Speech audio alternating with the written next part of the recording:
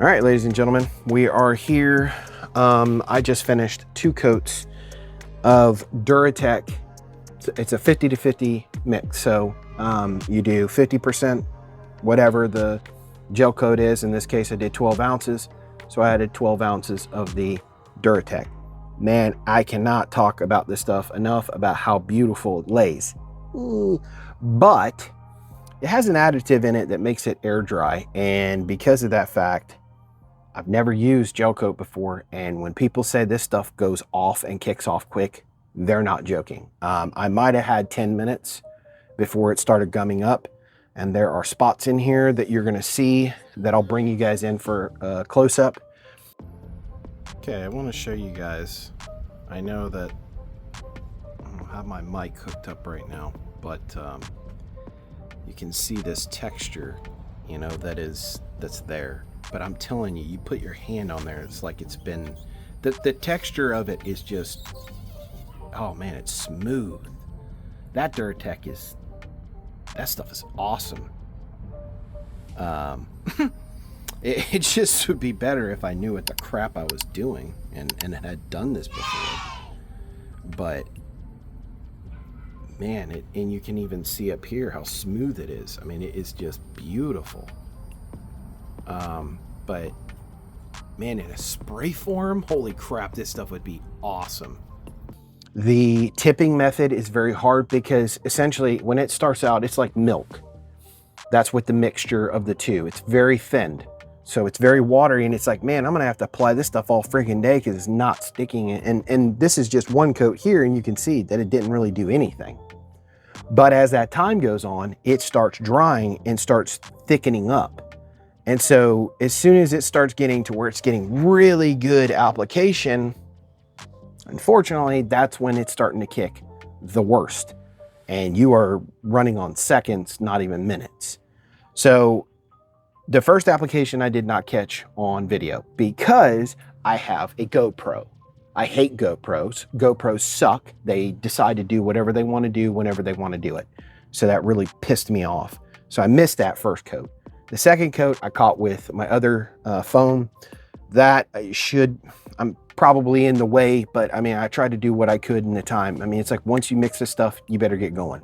So I will say this stuff, it looks phenomenal, but it's all gonna have to be sanded off because there's unlevelness. There's a lot of these spots that are like little pops up, and I don't know how to explain it, but essentially it started getting clumpy, and you can tell that the texture is really rough over here. That's because by the time I started here, I'm left-handed. I want to draw this way. I don't want to draw this way. So as I was doing the tipping method this way, everything's nice and smooth, and then it gets crap over here, but it still doesn't matter. I mean, it's all going to be sanded. Now, the reason I'm making the video and giving you guys this little update is because I have to go back in and let this dry for at least 6 to 8 hours. So unfortunately, I wanted to get onto bigger and better things. However, I'm probably gonna have to wait till probably about 6 or 7 tonight, come back, sand it all, and I wanna do an additional coat tonight. That way tomorrow it's cut and buff. Oh.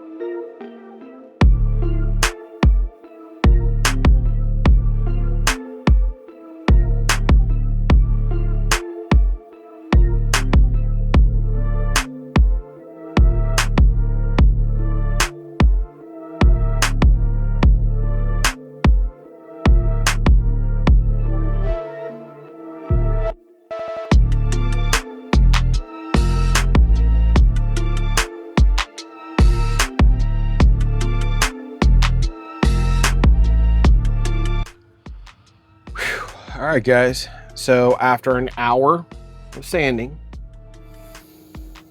we are getting to fairing compound.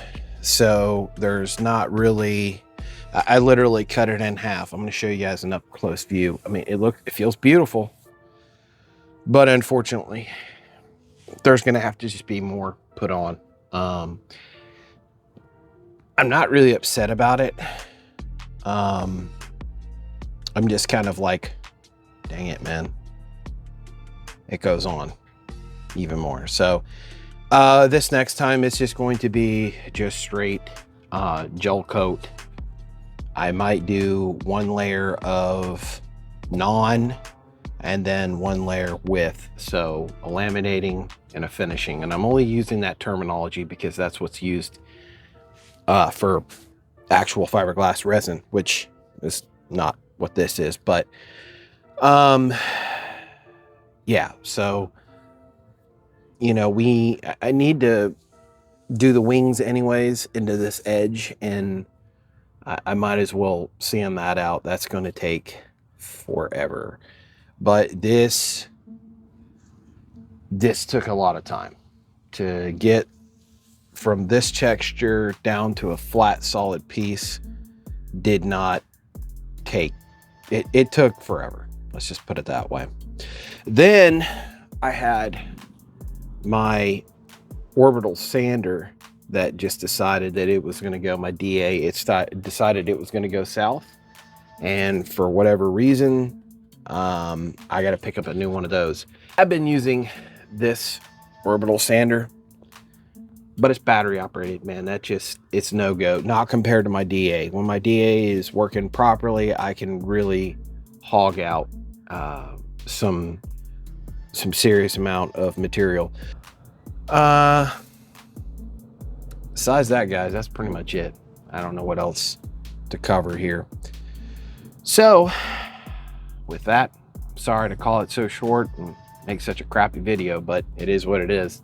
This is the process that you have to go through. So thanks for watching, guys. Hopefully it was entertaining to some degree, but thank you. We'll talk to you guys in the next video. Bye-bye.